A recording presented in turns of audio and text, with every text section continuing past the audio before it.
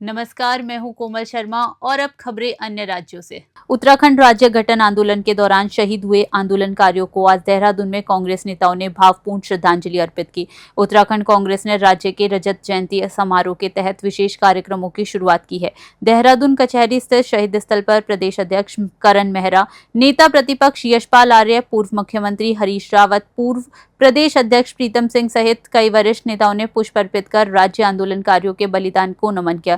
कांग्रेस नेताओं ने कहा कि जिन वीरों के संघर्ष से राज्य अस्तित्व में आया, उनके सपनों का उत्तराखंड बनाने के लिए आज फिर एकजुट होने की जरूरत है। साथ ही उन्होंने राज्य सरकार की कार्यप्रणाली पर सवाल उठाते हुए कहा कि विकास और जनहित के मुद्दों पर सरकार आंदोलनकारियों की भावना के अनुरूप कार्य नहीं कर रही है।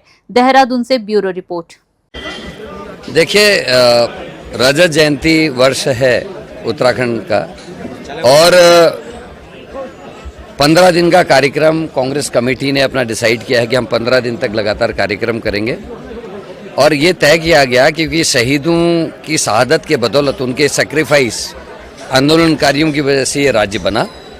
और राज्य की जो अवधारणा थी, जो आंदोलनकारियों का सपना था, हमें लगता है वो सपना पूरा नहीं हुआ। आज कांग्रेस पार्टी ने यहाँ आकर श्रद्धांजलि देने के साथ ये संकल्प लिया है कि जो शहीदों के सपने थे, जो आंदोलनकारियों के सपने थे, उनका जो उत्तराखंड का उनका एक सोच थी, उस सोच के साथ उत्तराखंड को आगे बढ़ाने का काम करेंगे। पंडित नारायण दत्त तिवारी जी ने सिडकुल्स की स्थापना करके रोजगार की व्यवस्था और बहुत सारे विकास कार्य किए। वहीं उसके बाद की हमारी सरकारों ने मेरा जंगल मेरा वृक्ष मेरा मित्र, मेरे बुजुर्ग मेरे तीर्थ, दूध में 4 रुपये के अतिरिक्त प्रति लीटर सहायता, मेरा गांव मेरी सड़क इत्यादि जैसे अनेकों महत्वपूर्ण काम किए जिससे उत्तराखंड का हित हो सके। लेकिन आज हम ग्रसित हैं, 2 लगातार भर्ती घोटाले हो गए 22 और 25 में। उसके अलावा खनन माफिया हावी है। हम लोग आज भी मूल निवास और अन्य मांगों को लेकर लगातार संघर्ष कर रहे हैं। हमारे साथी संघर्ष, लोगों की नौकरियां नहीं हैं। आज भी हमारे जो ऐसे लोग थे जो आज ठेके प्रथा में इत्यादि में काम करने के लिए मजबूर हैं, उनकी लड़ाइयाँ हैं। उपनल के कर्मचारी पक्के नहीं हो पा रहे हैं, अस्पतालों में डॉक्टर नहीं हैं, तो स्कूलों में टीचर्स की कमी हो, लगातार स्कूलों को की संख्या कम करी जा रही है। देखिए,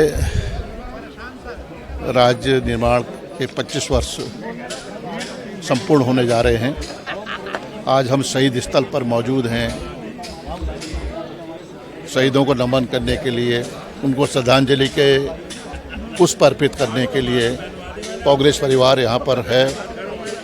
और निश्चित रूप से उन शहीदों को जिन्होंने अपने प्राणों का उत्सर्ग किया, बलिदान दिया, त्याग किया, उनके ही वजह से आज राज्य निर्माण हुआ, राज्य का गठन हुआ। और वो जो आंदोलनकारी रहे, जिन्होंने लगातार अनवरत संघर्ष किया, और आज हमें उत्तराखंड राज्य में ये कहिए कि पृथक राज्य में सांस लेने का अवसर मिल रहा है खुली हवा में। और सवाल बहुत बड़े हैं, आज भी सवाल खड़े हैं, शहीदों के सवाल, आंदोलनकारियों के सवाल। अक्सर कहा जाता है क्या खोया क्या पाया। 25 वर्षों में हमारी उपलब्धियां क्या है, क्या शहीदों के सपनों का राज्य बना। तो निस्संदेह आज भी चुनौतियां बहुत सारी हैं।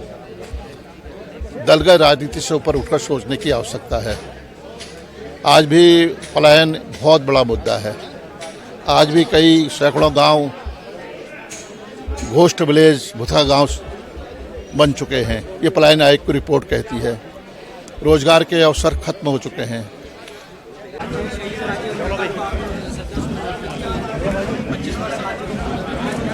हम श्रद्धानद भाव से शहीदों के इस शहीद स्थल पर आए हैं और उनसे कह रहे हैं, शहीदों, आपके जो सपनों का ये उत्तराखंड है, हम आपके उन सपनों को पूरा करेंगे और उसके लिए पूरी कांग्रेस पार्टी और हम सब लोग संकल्पबद्ध हैं।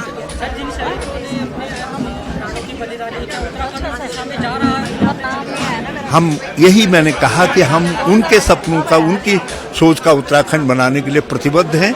कुछ दूरी तय की है, कुछ और दूरी तय करें।